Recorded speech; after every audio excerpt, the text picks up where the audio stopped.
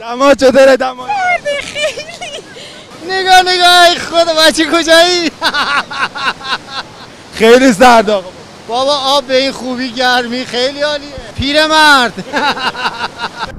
اگر می‌خواهید در گرمای سوزان تابستان تونل سرما را تجربه کنید به آلپ ایران سری بزنید. اینجا در همه فصول سال برف است و باران.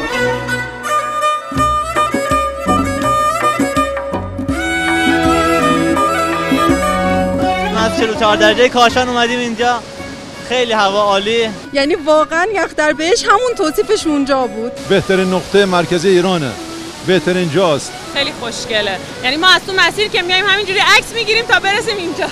تونل برفی ازنا یکی از جلوه‌های بی‌بدیل طبیعت در دل زیستبوم منحصر به فرد اشترانکو.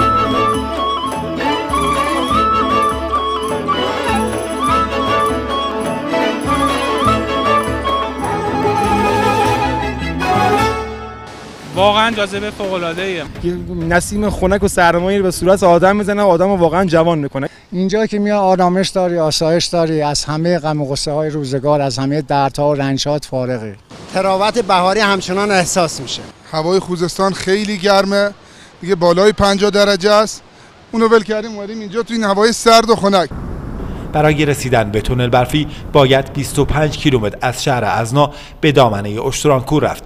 سپس قدم در راه نهاد و 1 ساعت و نیم از کنار رودی زلال با انواع گیاهان دارویی و خوراکیش عبور کرد. از جمله این گزنه که برای قند خون، کاهش قند خون خوب هست. آویشن که گرما هست. لیواس و تره و بعد خیلی گیاهای خوب داره اینجا. گاه باید پای در آب نهاد و گاه باید از شیب‌های تند گذشت. یخ کردم. وای یخ کردم. پاتو میذاری داخل آب، فکر رفتی داخل یخچال زیر 0 درجه. واقعا سخته. واقعا. تونل برفی یخچالی است طبیعی به طول قریب 1 کیلومتر که از انباشته شدن برف طی سالیان متمادی شکل گرفته است. الان فهمیدیم برف زیاد اومدن یعنی چی؟ آقا چند سالتونه شما؟ 77 سال. 77 سال. بله. سرسره بازی.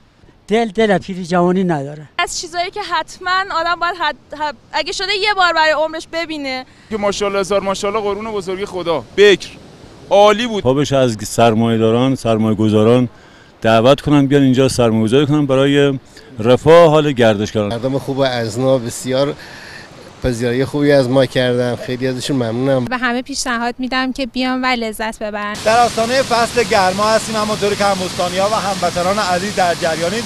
دمای هوا در برخی مناطق کشور حتی به بالای 50 درجه رسید، ولی امروز ما در تونل برفی ازنا دماسنجمون 10 درجه 12 درجه رو نشون میده، یعنی اختلاف دمای حدوداً 40 درجه.